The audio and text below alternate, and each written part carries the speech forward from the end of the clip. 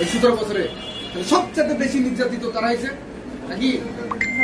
এখন বলতেছে যে তাহলে এই 17 বছরে সবচেয়ে বেশি যারা নির্যাতিত হয়েছে তাহলে প্রতিশোধ নেওয়ার জন্য তাদেরই সবচেয়ে আগে উচিত নাকি? তাদের তো অগ্রাধিকার বেশি যে আমরা আগে প্রতিশোধ দিব নাকি? যে না, আমরা কোন প্রতিশোধের রাজনীতি করি না, প্রতিশোধ দিব, আমরা ক্ষমা করে দিলাম।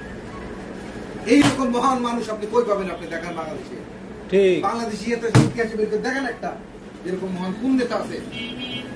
হ্যাঁ, ওরা বলছে বাংলাদেশে এখনো পরিবেশ সৃষ্টি হয়নি, পরিবেশ সৃষ্টি হোক, তারপরে বলছে সমস্ত ইয়া দিচ্ছে ছাত্র জনতা যে তাদের লাশের উপর দিয়ে বিএনপি দিতে নির্বাচন দিতে হবে।